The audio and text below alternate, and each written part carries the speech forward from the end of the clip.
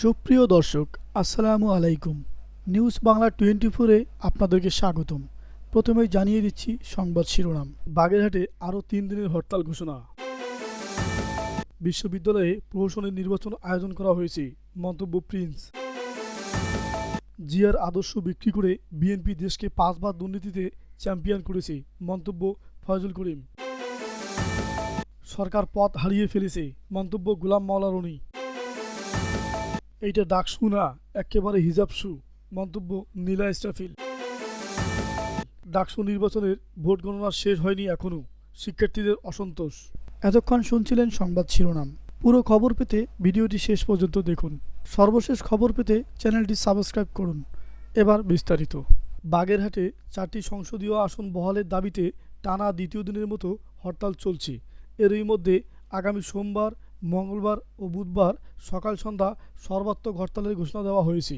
বৃহস্পতিবার 11ই সেপ্টেম্বর সকাল থেকে সড়কে আগুন জ্বালিয়ে, বেঞ্চ পেতে, বাঁশ বেঁধে ও গাছের গুঁড়ি ফেলে অবরোধ করছেন হরতাল সমর্থনকারীরা। সর্বদলীয় সম্মিলিত কমিটির দাবি, জেলার বিভিন্ন সড়কে অন্তত 134টি স্থানে স্বতঃস্ফূর্তভাবে অবস্থান নিয়েছেন নেতাকর্মী ও স্থানীয়রা, যার ফলে বাগেরহাট জেলা কার্যত অন্যান্য জেলা থেকে বিচ্ছিন্ন রয়েছে। মোংলা খুলনা, মোংলা ঢাকা, খুলনা বরিশাল, পটুয়াখালী, খুলনা কাটখালী, ঢাকা বাগেরহাট, মাওয়া ঢাকা ও শরণখোলা সাইনবোর্ড ঢাকা, এই 6টি মহাসড়কের উপর দিয়ে চলাচলকারী 48টি দূরপাল্লার বাসসহ আন্তজেলা রুটে দ্বিতীয় দিনেও সব ধরনের যানবাহন চলাচল বন্ধ ছিল। এসব মহাসড়কে টায়ার জ্বালিয়ে ও গাছ ফেলে সড়ক অবরোধ করা হয়।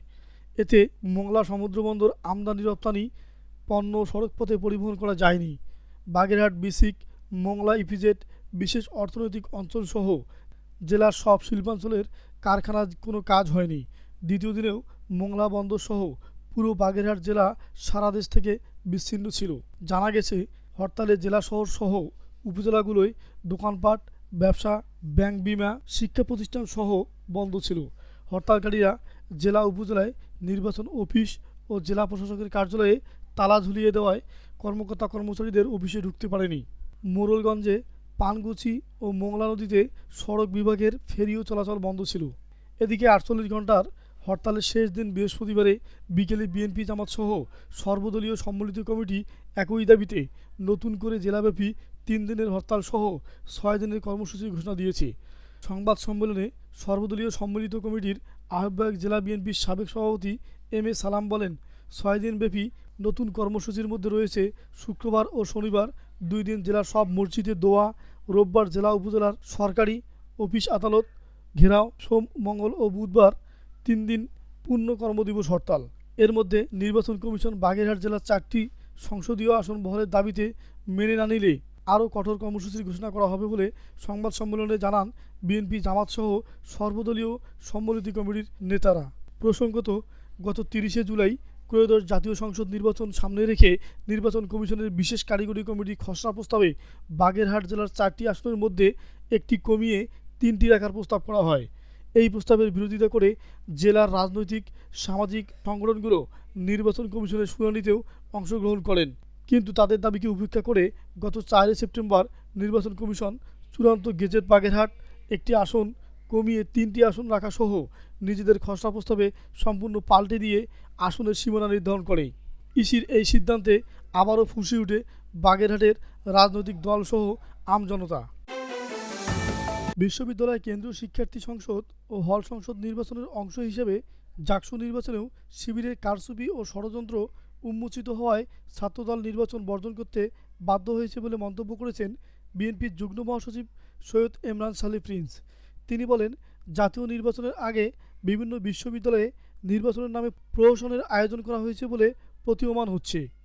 বৃহস্পতিবার 11ই সেপ্টেম্বর ময়মনসিংহ হালুয়াঘাটের কৈসাপুর ইউনিয়ন বিএনপির সম্মেলনে প্রধান অতিথির বক্তব্যে তিনি এসব কথা বলেন।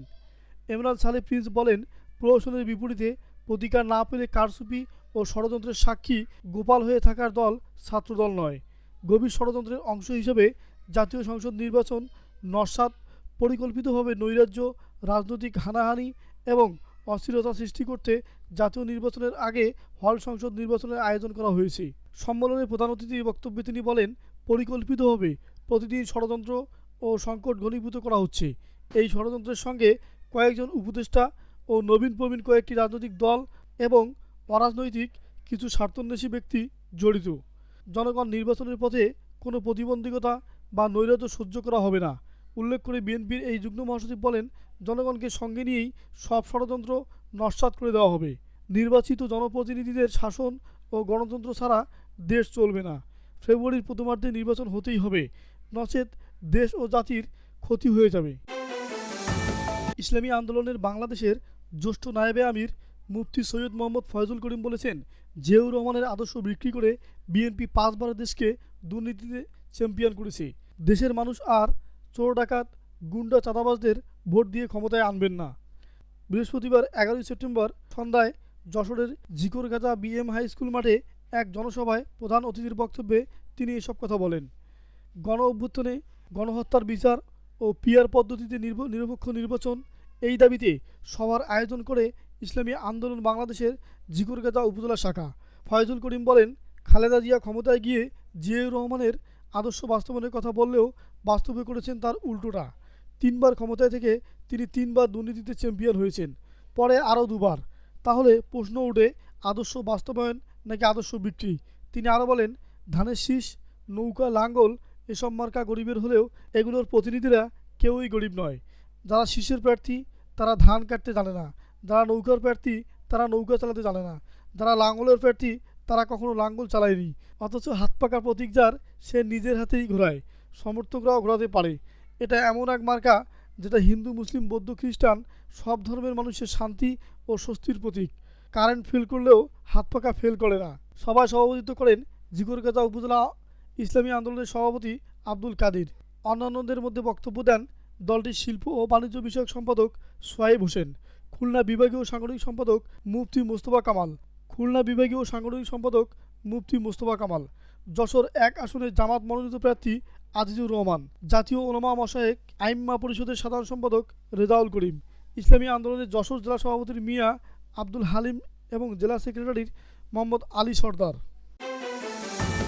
বর্তমান অন্তর্বর্তী সরকার দেশ চালাতে ব্যর্থতার পরিচয় দিচ্ছে, পাশাপাশি পদ হারিয়ে ভীত সন্ত্রস্ত হয়ে পড়েছে বলে মন্তব্য করেছেন রাজনৈতিক বিশ্লেষক ও সাবেক সংসদ সদস্য গোলাম মাওলা রনি। তিনি বলেন, পদ হারিয়ে সরকার বুঝতে পারছে না কোন পথে আছে। প্রতিদিনই সরকারের যে সিদ্ধান্ত, সেখানে অধৈর্যতা প্রকাশ পাচ্ছে। বুধবার 10 সেপ্টেম্বর নিজের ইউটিউব চ্যানেলে এক ভিডিও বার্তায় তিনি এসব কথা বলেন। গোলাম মাওলা রনি বলেন, বাংলাদেশের গবেষণা প্রতিষ্ঠান সিপিডির প্রধান ডক্টর দেবপ্রিয় ভট্টাচার্য চৌখস কথাবার্তার জন্যে তিনি ইতিমধ্যে দেশে এবং বিদেশে যথেষ্ট আলোচিত। সেই দেবপ্রিয় ভট্টাচার্য, যার সঙ্গে ডক্টর মোহাম্মদ ইউনূসের বন্ধুত্ব দীর্ঘদিনের, ডক্টর মোহাম্মদ ইউনূসের সাথী ছিলেন বা এখনও আছেন। ডক্টর মোহাম্মদ ইউনূস অর্থনৈতিক সেক্টরে দুর্নীতি প্রতিরোধে শ্বেতপত্র প্রকাশ করার জন্য যে কমিটি করেছিলেন, সেটির প্রধান ছিলেন দেবপ্রিয় ভট্টাচার্য। তিনি গবেষণা করে বের করেছেন, আওয়ামী লীগ গত 15 বছরে বাংলাদেশ থেকে লাখ লাখ কোটি টাকা বিদেশে পাচার করেছে। সেই দেবপ্রিয় ভট্টাচার্য ইদানিং ডক্টর মোহাম্মদ ইউনূসের পক্ষে কথা বলছেন না। সরকারের কর্মকাণ্ডে তিনি দেশের অশনি সংকেত দেখতে পাচ্ছেন। তার দৃষ্টিতে এবং গবেষণা প্রতিষ্ঠানের গবেষণায় অর্থনীতি, ব্যাংকিং সেক্টর, রাজনীতির একই সঙ্গে দুর্নীতি এবং বিষয়গুলোর গত 1 বছরে এমন পর্যায়ে বৃদ্ধি পেয়েছে, যেটাকে তিনি মনে করছেন যে বাংলাদেশের উপর একটি ঝড় বয়ে যাচ্ছে। তো ডক্টর দেবপ্রিয় ভট্টাচার্যকে যেদিকে ঝড় বলেছেন, সেটিকে আমি একটু বাড়িয়ে বললাম যে ঝড় নয়, এটা ঘূর্ণিঝড়। তিনি উদাহরণ দিয়ে বলেন, ঝড় আর ঘূর্ণিঝড়ের মধ্যে যে মৌলিক পার্থক্য রয়েছে, সেটা আমরা কম বেশি সবাই জানি। ঝড় সহজ সরল গতিতে বয়ে চলে এবং নির্দিষ্ট এলাকার উপর দিয়ে প্রবাহিত হয়, এলাকার ঘরবাড়ি তছনছ করে দিয়ে উড়িয়ে নিয়ে যায় অন্যত্র।